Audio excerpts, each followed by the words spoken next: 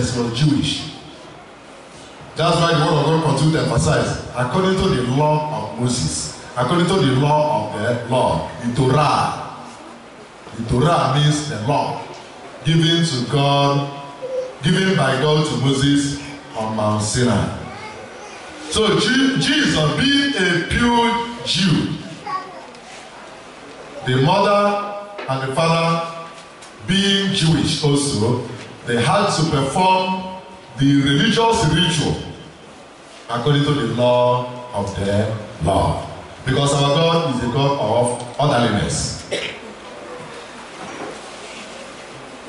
And that is exactly what happened today. They brought him with the accompanying gifts. Because when you are presenting that child, you will come with gifts. A dove, a pair of dove, or pigeon, depending on your ability. So they carried baby Jesus and brought to the temple to present him. The emphasis is now on presenting him. But I used to tell you that whenever we are celebrating any Christian feast that has to do with Jesus or Mother Mary or any of the saints, it is no longer Jesus per se. We are celebrating Jesus, but it is emphatically you now that we are talking about, because Jesus has accomplished the mission and has gone to stay at the right hand of the Father Almighty. So when we are hearing about presentation of the Lord to the temple, the Lord has been presented historically. The presentation has been done historically. We are now talking about presentation of you now to God. Your ability to present yourself or the ability of people you are entrusted to present you to God. Are you following? So we are now presenting you to God. You are presenting yourself to God. And this presentation has to do with what you ought to do so that you will be able to reach where you are going.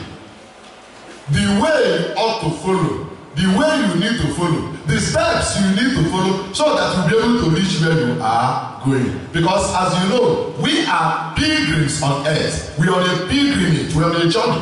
We are going somewhere. And until we get there, we must never relax or rest. And it is part of the journey, according to the Jewish tradition, it is part of their religious journey that 40 days after a child is given birth, you carry the child and present to the Lord. And the journey will start. That is not the end of the journey. After the presentation, there are other, what we call rites, passages that you must pass through so that you'll be able to get where you are going. Almost everybody here must have passed through one rite or one passage or the other. Either by the virtue of your baptism, it is a passage. By baptism, you are now a member. By confirmation, you are strengthened. By continuous reception of the other sacraments like the Holy Communion, you continue to come close to God. By consecration, personal consecration, public consecration, you continue to come closer to God. So these are steps. We call them the ways of salvation. Passages through which you must pass in order to get where you are going. Amen. Some of you who are maybe civil servants or under the military, you know that when you are newly employed or recruited, it will take some steps, some processes before you become a senior officer or a senior staff. True of us? There are some processes, some trainings. In the midst of the trainings, you learn certain things. Your vision, your focus is being refined, being changed. And after maybe a particular training, you will be promoted. They will give you a rank. they will give you a position. You continue to see yourself climbing higher. I am using the physical thing we are doing to explain the spiritual thing. It will be abnormal that you are recruited maybe in the police or the army, and after maybe 10 years, you are still at the level where you were when you enter. It will be abnormal. Two of us,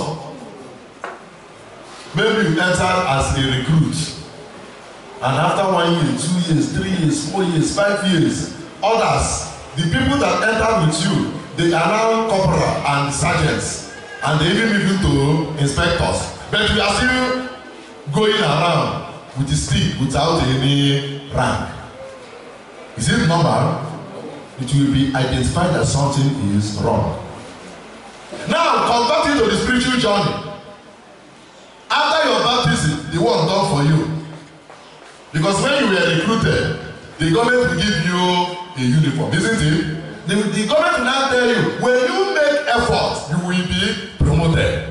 I am talking under normal circumstances. Under normal circumstances.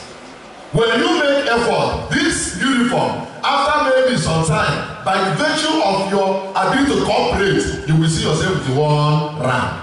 Before you know it, you have 2 ranks. Before you know it, you continue to move forward. Now, take it to the spiritual realm. That after many years, after your baptism, you are still where you were. Something is wrong. So, the presentation of the Lord Jesus is like a training, is like a passage through which he had to undergo in order to move to another level, to be promoted. Now, bringing it to your context, my context, our context, there is what I call the 5 ways of Christian perfection. The 5 ways of Christian perfection. The 5 ways of Christian journey. The 5 ways through which we see ourselves moving higher, coming closer, because we are called not to stay one place. We are called to grow. You can even call it the 5 ways of Christian growth, if you prefer that. But I use that term, perfection, because our journey towards God is a journey to perfection. Be perfect as the Heavenly Father is perfect. Even though you may not at a moment claim that I am not perfect, but you are moving towards perfection. The journey of Christianity is a journey to perfection. And you cannot but have this in your mind. The moment you lose that focus, that we are moving toward perfection, that is when we now begin to behave anyhow. And our God is not God of anyhow.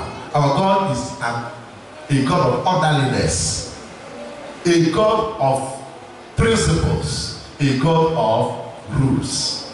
There are certain things you must do to get somewhere. Amen. So, talking about these 5 ways of Christian perfection or Christian growth, the first is what we are doing today: presentation. Presentation. This presentation could be done for somebody by another person. Just like in the case of Jesus, it was Joseph and Mary who carried him and presented him to the temple. During your baptism, many of us were baptized as children. Your father and your mother carried you to the temple to present you.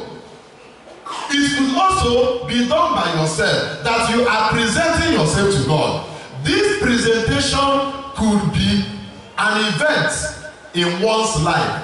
One event in one's life. It could also be a continuous event that every day you see yourself presenting yourself to God. Just like what we are doing this morning. What we are doing this morning inside the church is that we are representing, we are giving ourselves to God. Because when we present ourselves to God, God wants to use us to do something. Amen. So we are here now presenting ourselves to God. That is the first step to Christian perfection. You must present yourself. Someone will present you. When you were baptized, you were presented. During confirmation, you presented yourself. Because by then, you have reached the age of reason. During the reception of Holy Communion, you are presenting yourself. During ordination, you present yourself. During your sacrament of matrimony, you and your husband, you come to the altar presenting yourself. So, presentation is very, very important in our way to Christian perfection. Presentation. The second one is what I call acceptance. Because what you presented must be accepted for something to happen. Amen? What is presented must be accepted. Presentation is done by human. Acceptance is done by God. But what is presented must reach some standard for God to accept. Not standard of perfection now. Because at this level, when you are presented, you are not yet perfect.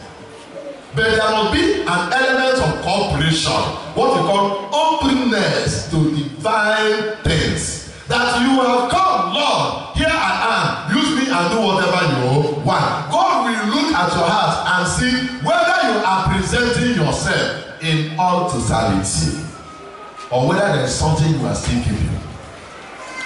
Remember, Cain and Abel went to present something, gifts. Amen? When they brought their gift, they were doing presentation. Remember, when you bring gift to God, it is not the gift that God is looking at. God is looking at the heart bringing the gift. In the first instance, it is the heart that brings the gift that God looks at. So when Cain and Abel brought their gift, due to the nature of the presentation of Cain and the nature of presentation of Abel, God accepted the presentation of Abel and rejected that of Cain. Meaning, you can make presentation, but God can reject it. Not because He hates you, but because you have not done the right thing. Amen. You can be in the church. You say you're making effort, but that your effort has what we call ulterior motive. You are not doing it with a good heart. You think that God is accepting it, but God is not accepting it. So there must be acceptance of what is presented. And as I said, so what is presented to be accepted, you must meet God's own standard. When Jesus was brought to the temple, coupled with the gifts accompanying it, according to the law of the Lord, a pair of turtle dove or pigeon, the priest must have checked the turtle dove and the pigeon and looked at it was perfect and they accepted it. Acceptance. God uses people to accept. He uses His minister to accept. Praise the Lord. So acceptance is very important. But as I said, God is the one who accepts. Then, if God is the one who accepts, it is our duty to see that we do our best. Remember, God is not per se accepting the perfect, because at that point you are not yet perfect. But God looks at the disposition. God accepts you not because you are perfect, but because you are willing to cooperate with divine grace. The willingness to cooperate with divine grace makes you acceptable to the Lord. Before ordination, you will be called to write a letter, presenting to the bishop with your own hand, and the written not type, and you will sign it. And in that letter, you will, if there is a line, you will write that without coercion, I am willingly, without coercion, applying for the ministry of the priesthood. Willingly, without coercion means that nobody is forcing you. You are willingly. That is where God is looking at. Not that we are perfect. There is no line that says, now that I am perfect, I am applying to be ordained a priest. No. It is that I am willingly, without coercion. God looks at that willingness and says, okay, my son, come, I will help you. Praise the Lord. So, what makes you acceptable is willingness. The willingness to cooperate. Now, after this second stage, which is acceptance, we now move to the next, which I call consecration. Consecration or purification or refining. What God accepted, there must be some touch. Our people say, no, when you find the root now, to be beginning. There is something you must remove from meat before you eat meat. True of us? Do you just kill a goat or a cow and begin to eat everything together? Oh, there was something to be removed. Consecration, dedication, purification, sanctification.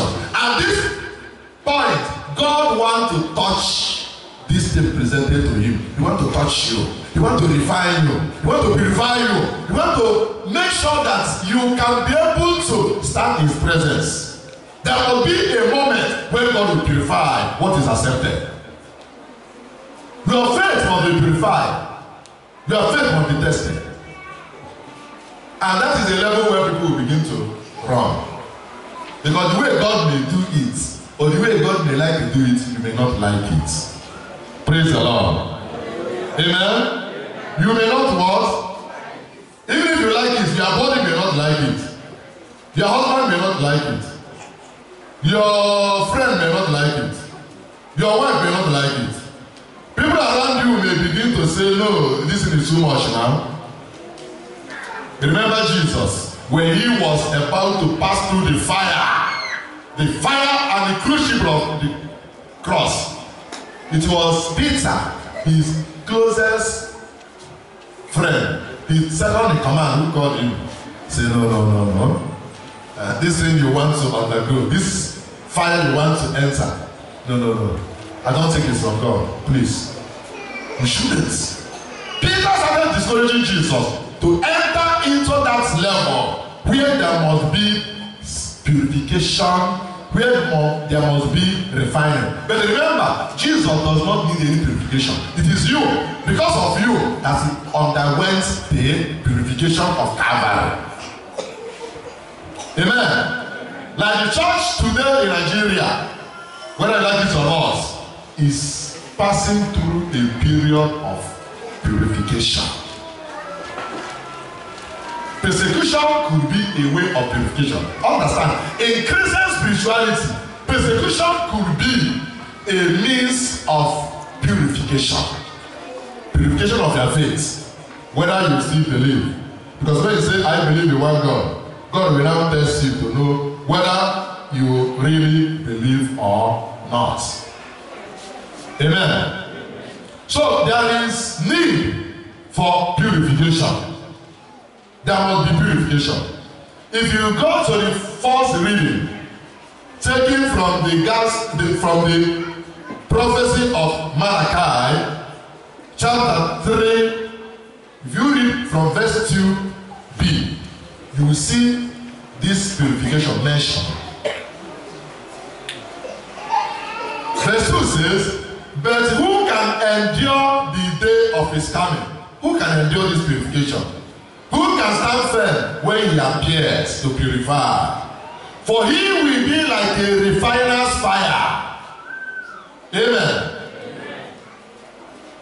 For he will be like the refiner's what? Fire. The first reading. You have it there in your Bible or your bulletin. Like fuller's lye, he will sit refining and purifying silver, and he will purify the levite. Purify. Like silver. When silver or gold is brought, it is not perfect, but it must pass through fire. That fire is the fire of purification. And when gold comes out, it will begin to shine. When gold is dug out from the ground, it is not shining the way it is when it is purified. So what gold passes through is purification. You, for your faith to become like gold and begin to to shine, there will be a stage of purification. You can call it dedication, purification, sanctification, or whatever you call it. Amen. He will refine them, that they may bring offering to the Lord in righteousness. Because it is after this purification that God will begin to listen to you in a special way. In your spiritual life, if you have not passed through the period of purification, purification could be persecution, it could be sickness, it could be fasting and prayer, it could be whatever the Lord has designated. But remember, God can never give you what you cannot handle. But you also can reject what God has given you, which you can handle. Your marriage may be your purification. That your husband or your wife you are complaining about may be an agent of purification through which God wants to purify you and strengthen you. Praise the Lord. That is another stage in our Christian way to perfection. The journey to perfection. The journey to heaven. The next one is what I call manifestation. Manifestation. Now you have been purified. You begin to manifest. You begin to manifest. God will begin to use you. God cannot entrust to anyone anything serious that he cannot trust. And how does God trust you? By purifying you. When you stand the heat of purification, God will say, this one, I can send this one. So manifestation means that you are now manifesting as a Christian. You cannot stand for Jesus. You cannot speak about Jesus. You cannot talk about Jesus. When people come across you or encounter you, they will see the manifestation of a Christian in you by the way you carry out your life. So there is a stage when a Christian is expected to manifest. If you are an apprentice, for example, there is a moment when your guy will be giving you at the back. Two of us, he will send you for now. If somebody comes, if you are a mechanic, the only thing he can tell you is go and lose the tire. After losing the tire, you will stand by his side and watch him doing the work. Go and open the bonnet. That's the only thing you can do at that moment. You go and open the bonnet for him. You tell go and bring the spanner. You go and bring the spanner. At that moment, you are still learning. But there's a moment it will reach, a moment of manifestation. Your organ will sit back and say, hey, John, that vehicle, the engine is bad. Go and take care of it. You are now manifesting because you have been trained. Amen? I am using the physical things, our daily activity, explain to you the spiritual things. God cannot begin to send you until he has seen that you can be sent. If not, you go and mess up. That's spoil issue. Now the question is, at the level you have reached, when God is supposed to be sending you, when you are supposed to be manifesting, why are you not manifesting? That is the question. Because it is possible that one passes through a master to learn how to do tiling, for example, or electrical work, or whatever work you are doing, or medicine. Your guy has trained you and showed you how to handle knife. That medicine knife. You know there's a way you handle it. There will be line on the wall. Your guy has taken time to train you many times. Tell you, Jacob, see how you handle this knife. So that when you plaster a wall, there will be no line. But you, because you were not interested, because you were not listening, when you want to do your own, you will do it anyhow. And there will be many lines. And because of that, your guy cannot trust you. Now the question is it possible that at the moment when the child of God is supposed to be manifesting, you are not manifesting? Is it possible? It is possible. Amen? It is possible. It is possible for a student to pass through an institution, but does not allow the institution to pass through him or her. That you are a graduate, but when you start speaking, nobody sees graduate in you. Even to write application letter, I have seen a graduate coming to someone to ask the person to write application letter for job for her. Yes, I'm telling you what I saw, not what somebody told me. Please, can you write application letter for me? A graduate who passed 4 years in a higher institution cannot sit down and put words together and call it application letter. My question is, if a graduate cannot write application letter, what type of service will that graduate give when the person is employed? If the person mistakenly enters into the medical line, there will be trouble. This is a situation whereby the doctor will begin to kill people. We even forget scissors inside somebody's system after operation. Amen. So what I'm saying is, the moment of manifestation is a moment where you prove yourself. It is a moment you prove yourself that you have learned something, that you have been trained. And that moment is now in your life as a Christian. You have been baptized. You have been confirmed. Every day you receive Holy Communion. Body of Jesus. Blood of Jesus. You are supposed to be manifesting Jesus.